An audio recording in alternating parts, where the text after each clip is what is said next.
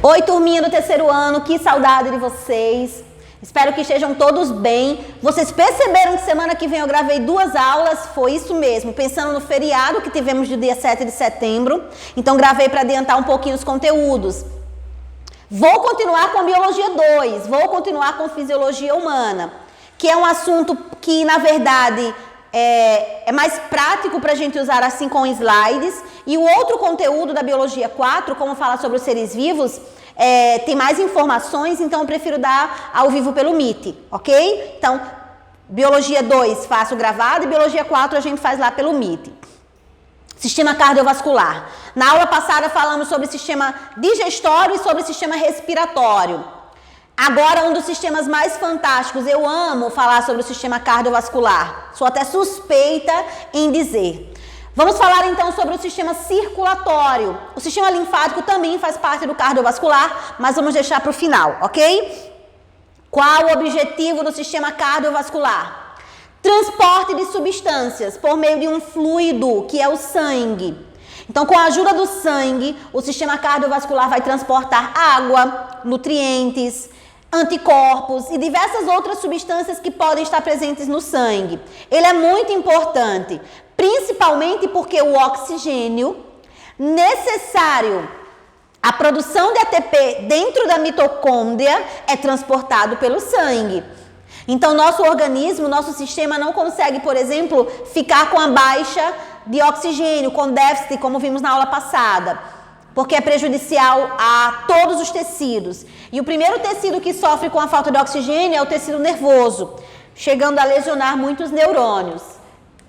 Passando, agora sim. Olha só. Vou começar falando sobre os elementos figurados, né, os componentes do sangue. Na verdade, isso daqui estudamos lá no tecido hematopoético, mas sempre é bom falar, já que estou falando sobre a circulação sanguínea.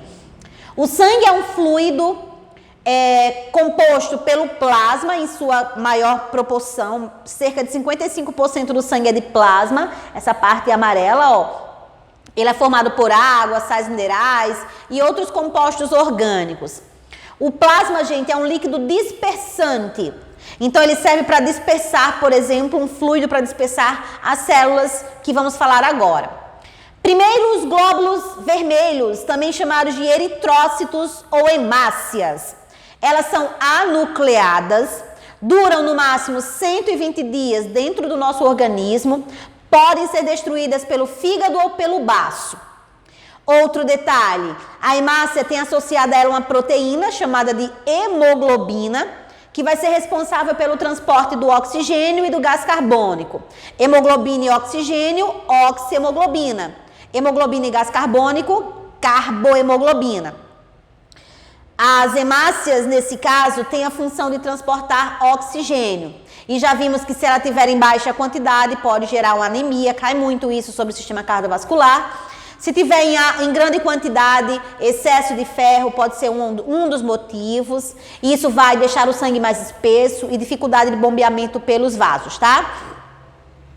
Glóbulos brancos, também chamados de leucócitos, atuam na defesa. Já estudamos, não já? São vários. Neutrófilos e macrófagos atuam fagocitando patógenos e até corpos estranhos, como, por exemplo, corantes presentes em alimentos.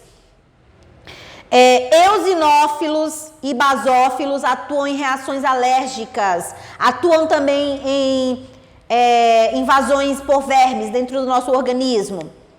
Linfócitos atuam na produção das imunoglobulinas, ou seja, dos anticorpos. Então, a função básica dos glóbulos brancos é defesa do nosso organismo. E hoje esse tema está em pauta, não é muito importante cada vez mais fazermos uma leitura sobre o sistema imunológico, linfático, sobre a produção desses glóbulos brancos. Se a gente faz um exame de sangue e o número de glóbulos brancos está muito alto, isso pode indicar uma infecção. Como assim, glóbulos brancos alto, infecção? Se eu aumentei a produção de glóbulos brancos, isso quer dizer que o meu corpo foi invadido por algum patógeno. Então, vou precisar produzir mais glóbulos brancos para que eu possa controlar essa infecção. Plaquetas. Plaquetas, na verdade, são fragmentos celulares, mas já foram células, que são os trombócitos. E as plaquetas atuam no processo de coagulação do sangue, evitando hemorragias, formando aquele tampão a partir da fibrina. Lembram do processo que falamos em aulas anteriores? E só, glóbulos vermelhos, glóbulos brancos, plaquetas e o plasma compõem o nosso sangue. Vasos sanguíneos, importantíssimos, cai muito nas questões. Os vasos sanguíneos, só um momentinho, vou tomar um pouquinho de água com licença, não precisa parar a produção. Alguém quer água servido? Bem pouquinho, mas deu para melhorar aqui. Os vasos sanguíneos são responsáveis pelo transporte de sangue dentro do nosso organismo e podem ser de 3 tipos. Nós temos as artérias, veias e capilares. Anota aí, dá tempo. Artérias conduzem sangue que sai do coração.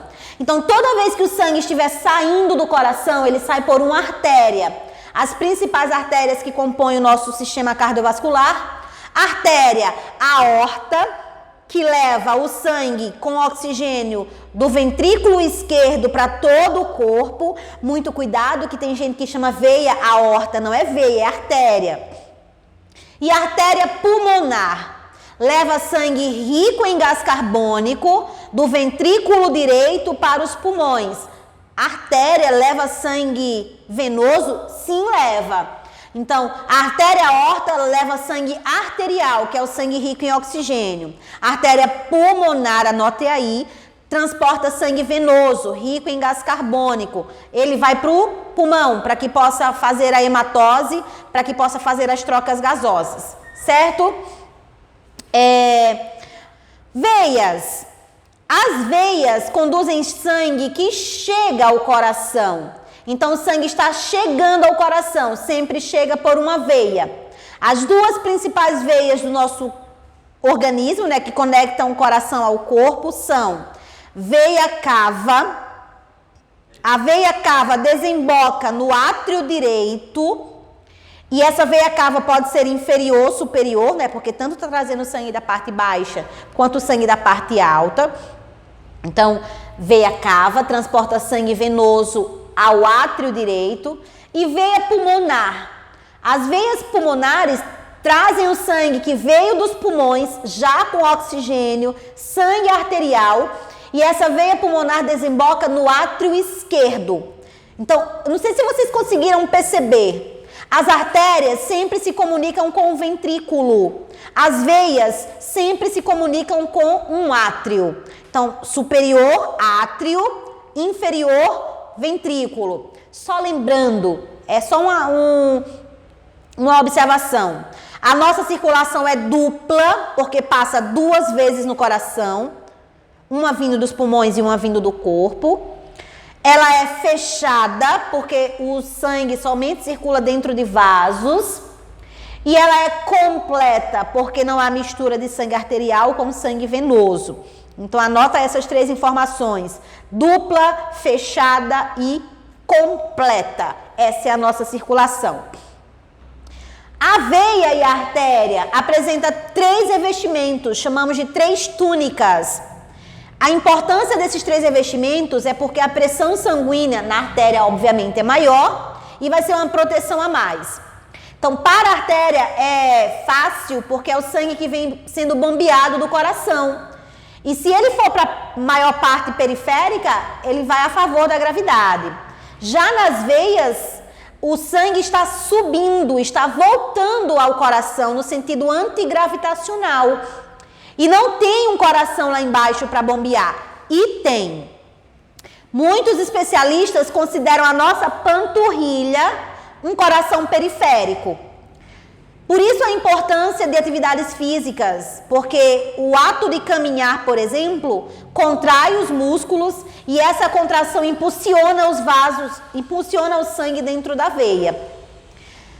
A veia ainda tem algumas válvulas ou válvas que servem para evitar o refluxo do sangue. Tipo, o sangue vai, mas não volta, justamente por conta dessas válvulas.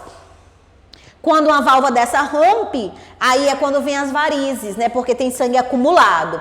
Mas as veias, elas têm um trabalho maior do que as artérias, porque além do sangue estar no sentido antigravitacional, o coração periférico não atua como o nosso coração central. A panturrilha, na verdade, só trabalha com contrações. Pressão sanguínea praticamente nula aqui, ó, nas veias. Existe pressão? Existe, mas ela é baixa. Nas artérias, é o vaso que apresenta maior pressão dentro do nosso organismo. É tanto que se a gente, por exemplo, se cortar e ferir uma veia, o sangue somente escorre. Se for uma artéria, parece uma mangueirinha da pressão que é tão forte ali dentro. A nossa pressão é chamada de arterial, porque na verdade afere uma artéria. E essa pressão arterial ela é verificada a partir de 2 movimentos do coração. O de contração, que é chamado de sístole, e o de relaxamento, que é chamado de diástole. Anota isso, é importante. Contração, sístole, relaxamento, diástole. Enquanto os átrios estão contraídos, os ventrículos estão relaxados. Quando os ventrículos estão em sístole, os átrios estão em diástole e assim por diante, ó. Esse seria o movimento. Por isso que os batimentos cardíacos nós chamamos de rítmicos, porque segue o rítmico sistólico e diastólico também. E o capilar? O capilar, gente, ele é um vaso sanguíneo assim chamado justamente porque é finíssimo, como um fiozinho de cabelo. Só tem uma camada de células. Aqui tem 3, lá só tem uma.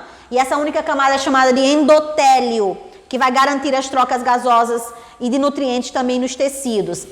Então, existem capilares em basicamente todo o nosso organismo, só que estão aglomerados, digamos assim, em órgãos e tecidos específicos. Eles garantem um processo de trocas gasosas, que nós chamamos de hematose, e trocas de nutrientes também. Detalhe, a velocidade do sangue no capilar é baixa, porque se o sangue passar muito rápido dentro do capilar, não vai dar tempo a ocorrer as trocas de substâncias. Então, quando o sangue passa no capilar, a velocidade é bem baixa. E o coração?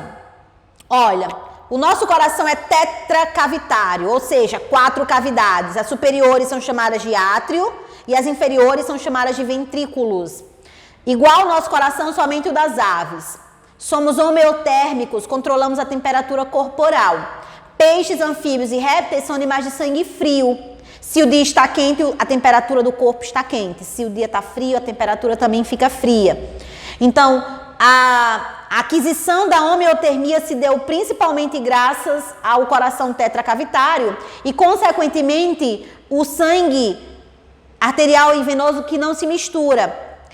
Quando tem mistura de sangue arterial com sangue venoso, a oxigenação dos tecidos é baixa, de forma mais lenta. Então, a aquisição de 4 cavidades melhorou, otimizou o transporte de oxigênio para as células, consequentemente, nós conseguimos produzir mais energia. Vamos agora analisar o coração. Olha, vocês estão vendo de frente, não é? Mas é como se vocês pegassem o coração e colocassem ele aqui do meu lado, tá? Então, do jeitinho que ele está aqui, é o coração que está no meu lugar. Vocês estão vendo de frente. Então, o lado direito de vocês é o lado esquerdo do coração. E o lado esquerdo de vocês é o lado direito do coração. Então, é como se você virasse ele para você. Bora lá? Átrio direito, ventrículo direito. Átrio esquerdo e ventrículo esquerdo. O átrio bombeia sangue diretamente para o ventrículo. Entre eles tem uma válvula. Essa válvula é chamada de tricúspide. Para que serve essa válvula? Quando o ventrículo contrai aqui, ó, correria o risco do sangue voltar para o átrio e não pode.